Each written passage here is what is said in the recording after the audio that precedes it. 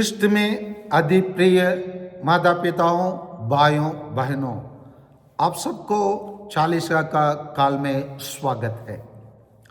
हम चालीसा के टाइम पर हम लोग विभिन्न विषय पर मनन चिंतन करते हैं।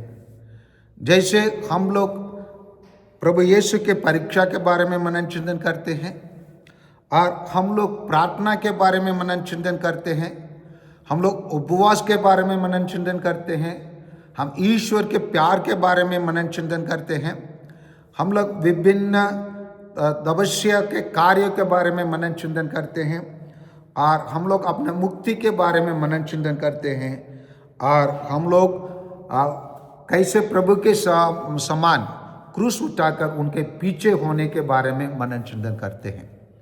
और आइए इस बार हम लोग एक अलग विषय पर हम मनन चिंतन करें।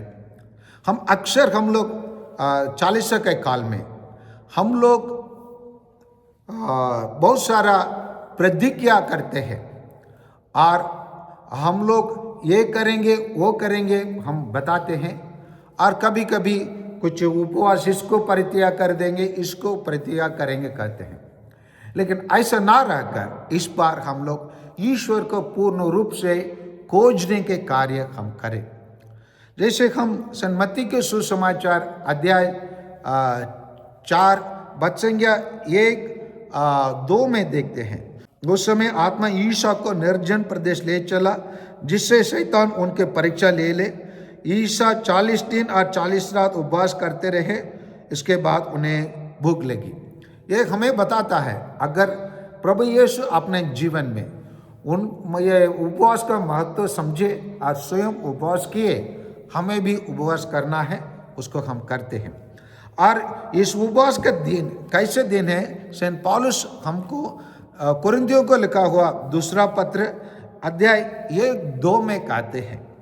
ईश्वर के सहयोगी होने के नाते हम आप लोगों से यह अनुरोध करते हैं कि आपको ईश्वर के जो कृपा मिली है उसे व्यर्थ ना होने दे, क्योंकि वह कहता है, उपयुक्त समय में मैंने तुम्हारी सुनी, कल्याण के दिन मैंने तुम्हारी सहायता की। अब देखिए, अभी उपयुक्त समय है, अभी कल्याण का दिन है। ये 40 का काल उपयुक्त समय है, और अभी कल्याण का दिन है। कल्याण का दिन मतलब हमारा मुक्ति का दिन है, हमारे पापों का क्षमा का दिन है, हम प्रार्थना करने का दिन है, हम दूसरों को मदद करने का दिन है। और इसी को कैसे करना है, उसको नबी यशायाह बहुत सुंदर तरीका से अध्याय 58 संज्ञा 3 से वो कहते हैं। आइए उसको थोड़ा ध्यान से हम सुने। हम उपवास क्यों करते हैं जब तुम देखता भी नहीं? हम तपस्या क्यों करते हैं जब तुम ध्यान भी नहीं देता? देखो, उपवास के दिन में तुम अपना कारोबार करते और अपने सब मजदूरों को कठोर परिश्रम लेते हो। तुम उपवास के दिनों लड़ाई झगड़ा करते और करार मुक्के मारते हो। तुम आजकल जो उपवास करते हो उससे स्वर्ग में तुम्हारी सुनाई नहीं होगी। क्या मैं इस प्रकार उपवास ऐसे तपस्या का दिन चाहता हूँ जिसमें मनुष्य सरकंडे के तरह अपना सिर झुकाए और डांट तथा राग पर लेटे जाए? क्या तुम इसे उपवास और ईश्वर का शुक्रिया दिवस कहते हो?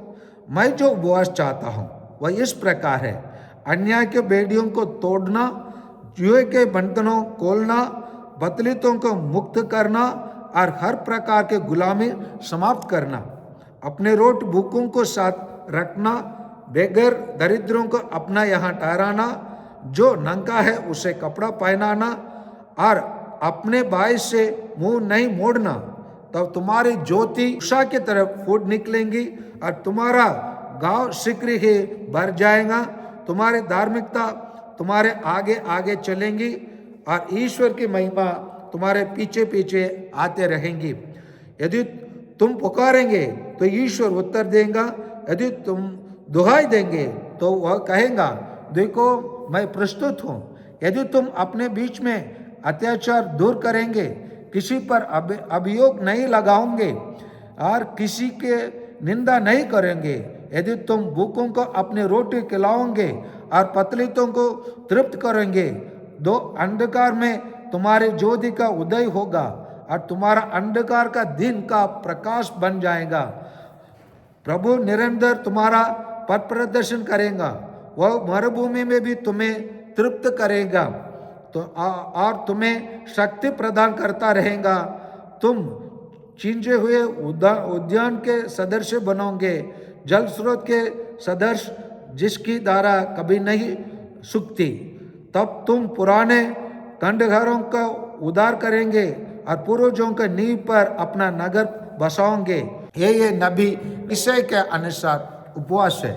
इसको कैसे करना है, इसी के लिए हम ईश्वर को खोजना है। ईश्वर का कैसे खोजना है, उसके लिए हम दूसरा इतिहास का ग्रंथ में अध्याय 15 पद संख्या 1 से 8 में हमको एक घटना हमको दिया गया है। जब राजा आसा के समय पर नबी अज़रिया ने भविष्यवाणी किया और वो आकर राजा आसा से कहता है, क्या कहता है सुनिए। आसा और समस्त योद्धा और बेन्यामीन, मेरी बात सुनिए। प्रभु आपके साथ होगा यदि आप उसके साथ होंगे। यदि आप उसे ढूंढेंगे तो वो आपको मिलेगा, यदि आप उसे त्यागोगे तो वह भी आपको त्याग देगा। इस्राएली बहुत समय तक बिना सच्चे ईश्वर के, बिना शिक्षा देने वाले याजकों के और बिना संहिता के रहे हैं। वे विपत्ति में पढ़कर प्रभु इस्राएल के ईश्वर के आर अभिमुख हुए। उन्होंने उसे ढूंढा और वह उन्हें मिला। उस समय कोई यात्री सुरक्षित नहीं था, क्योंकि इन प्रदेशों के निवासियों में बहुत अशांति थी। एक राष्ट्र दूसरे राष्ट्र से और एक नगर दूसरे नगर से लड़ता था, क्योंकि ईश्वर ने उन पर हर प्रकार की विपत्ति डाही थी। किंतु आप सुदृढ़ बने रहे और हाथ पर हाथ डरे मत बैठे, क्योंकि आपको अपने परिश्रम का फल मिलेगा। जब आशा ने यह सब और आधे के पुत्र नबी अज़रिया की भविष्यवाणी सुनी तो उसे साहस मिला और उसने यहूदा के सारे देश से बेन्यामीन और एफ्रेम के पहाड़ी प्रांत में अपना अधिकार में किए हुए नगरों से घृणित देव मूर्तियों को हटा दिया। उसने प्रभु के मंडप के सामने विस्तृत प्रभु की वेदी का पुनर्निर्माण किया। यहीं पर हम देखते हैं नबी अज़रिया किंग राजा आसा से कहता है, मेरी बात सुनिए, प्रभु आपके साथ होगा यदि आप उसके साथ होंगे। यदि आप उसे ढूंढेंगे तो वो आपको मिलेगा। इसीलिए इसी 40 का काल में हम ईश्वर को ढूंढना है। यहां पर बताया जाए, यदि आप उसे त्यागोगे तो वो भी आपको त्याग देगा। इसलिए हम ईश्वर को त्याग देने के लिए हम लोग प्रयास नहीं करना है, परंतु ईश्वर को खोजना है। जब हम खोजेंगे, कहा जाता है, यदि विपत्ति में पड़कर प्रभु इस्राएल के ईश्वर के आर अभिमुख हुए, उन्होंने उसे ढूंढा और उन्हें मिला। सो हमें ईश्वर को ढूंढने से हमें मिलेंगे। ईश्वर के निकट आने के लिए हमें जरूरत है। जब प्रभु यीशु जब अपना मिशनरी कार्य शुरू किया, इन शब्दों से उन्होंने शुरू किया, पश्चाताप करो, सुसमाचार में विश्वास करो, क्योंकि ईश्वर का राज्य निकट है। इसीलिए हम इस तपस्या का काल में या अभियुक्त समय पर हम लोग ईश्वर को खोजना है, क्योंकि ये कल्याण का दिन है। हम लोग बहुत सारा कल्याण इसमें प्राप्त कर सकते हैं। प्रार्थना करने का कल्याण, उपवास करने का कल्याण और विभिन्न आध्यात्मिक साधन करने का कल्याण, और हम ईश्वर के खोज कर उसको पाने का कल्याण, और ईश्वर से ढूंढने से ईश्वर के बारे में अधिक जानने का कल्याण हम प्राप्त करेंगे, और हमारे लिए ज्ञान का भंडार खोला जाएंगे। और हम लोग नहर के किनारे लगे हुए पौधे के समान हम लोग बढ़ेंगे, हम लोग फलेंगे फूलेंगे। और इसीलिए हम इस उपवास का काल में, ये 40 का काल में, आइए प्यारे भाइयों और बहनों, जैसे हम उड़ाव पुत्र के कहानी में हम जानते थे, उड़ाव पुत्र एक निर्णय लिया अपने पिताजी से अलग होकर और जाकर अपने इच्छा के अनुसार जीवन जीने के लिए प्रयास किया। जब वो निर्णय लेकर अपना सब कुछ लेके गया, वो काले हाथ नहीं गया, वो सब कुछ लेके पिताजी से दिया हुआ सब संपत्ति के लेके गया। लेकिन जब वो जाकर दुनिया के अनुकूल जीने लगा, वहां वो अपने आप में शून्यपन, खालीपन महसूस किया और वो सोचा मैं जो जीवन जी रहा हूं ये गलत है। इसलिए वो निर्णय लिया, निर्णय लेके अपने पिता के पास लौट के आना चाहा। जब लो लौट के आना चाहा, वो एक स्वार्थ का जीवन जिया, दुनिया के अनुकूल जिया और ईश्वर से दूर रहा। और जब वो निर्णय लेकर ईश्वर के पास आने लगा, ईश्वर उसके आर दौड़ के गया और दौड़ के जाकर गले लगाया। इसीलिए यदि आप उसे ढूंढेंगे तो वो आपको मिलेगा। इसलिए हमको जब ईश्वर को खोजेंगे, ईश्वर हमको मिलेंगे। जब हम ईश्वर हमको मिल जाते हैं तब हम क्या क्या कार्य करेंगे। हम जब अपने रोटी को भूखों को देंगे और दरिद्रों को अपने यहाँ ठहरने देंगे और जो नंगा है उसे कपड़ा पहनाएंगे। जब हम ईश्वर को खोजते रहेंगे, हमारी धार्मिकता हमारे आगे आगे चलेंगी, ईश्वर की महिमा हमारे लिए प्रकट होंगी। यदि हम ईश्वर को पुकारेंगे, ईश्वर उत्तर देंगे। यदि हम ईश्वर को दुहाई देंगे तो वह कहेगा देखो मैं प्रस्तुत हूँ। जब हम अपने रोटियों को जो भूखे हैं उनको खिलाएंगे, हम तृप्ति के जाएंगे। तो अंधकार में रहने वाले के लिए ज्योति उदय होगा।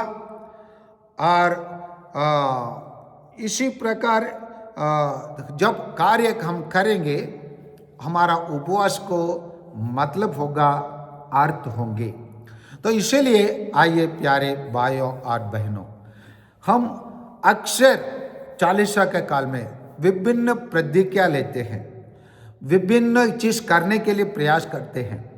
लेकिन इस बार हम ईश्वर को खोजेंगे, ईश्वर को हम अपने आसपास में खोजेंगे, अपने दिल में खोजेंगे, अच्छे पाप स्वीकार करेंगे और ईश्वर को पाकर हम उसके बारे में दूसरों को बताएंगे। ईश्वर को हमारे मन में निरंतर रहने का जगह बनाएंगे। जिसी प्रकार राजा आसा ने घृणित देव मूर्तियों का हटा दिया, उसने प्रभु के मंडप के सामने अवस्थित प्रभु के वेदी को पुनर्निर्माण किया।